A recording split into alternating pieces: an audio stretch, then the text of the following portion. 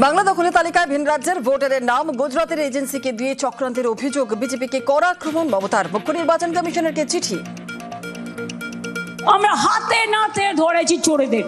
এই করে বিহারে রেলে করে লোক নিয়ে এসে ভোট দিয়ে গেছে হরিয়ানা থেকে। একদিকে মানুষের নাম কাটছে আর অন্যদিকে বস্তা বস্তা ফর্ম জমা দিচ্ছে।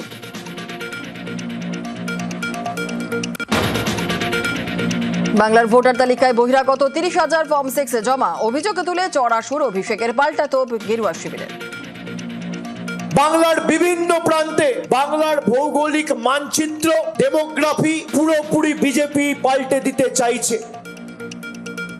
আজকে যদি কেউ বিহারে থাকে আর বেঙ্গলে এসে কাজ করে, ও কি ভোটার হতে পারে না? তার মানে ভারতীয়রা এখানে ভোট দিতে পারবে না, এখানে শুধু বাংলাদেশি।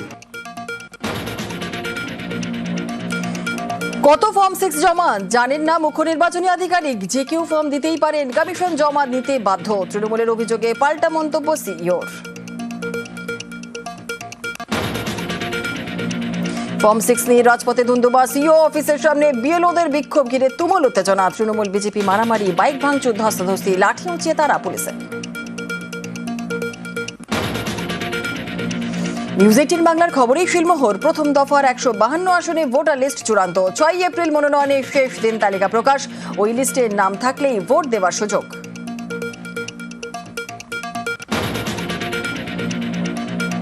ভোটার তালিকায় কি আর নাম উঠবে? লিস্ট চূড়ান্ত কমিশনের নির্বাচনের আগের দিন নিষ্পত্তিতেও নাম যুক্ত।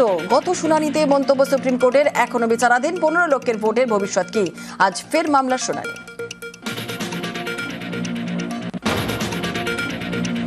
সাপ্লিমেন্টারি তালিকায় নাম ডিলিট। বাদ যাওয়াদের মধ্যে বেশিরভাগই মুসলিম এলাকায়। ভোটের বাংলায় তুঙ্গে তরজা।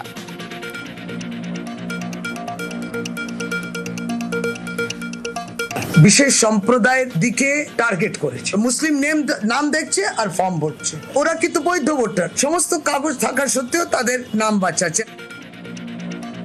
মরছে মুসলমান, মারছে মুসলমান। আমরা তো শুধুমাত্র বলছি যে বাবা তোমরা থাকো, নিজের ঘরের মধ্যে থাকো, ভালো থাকো, ওপার থেকে এপারে ঢুকো না। Top headlines.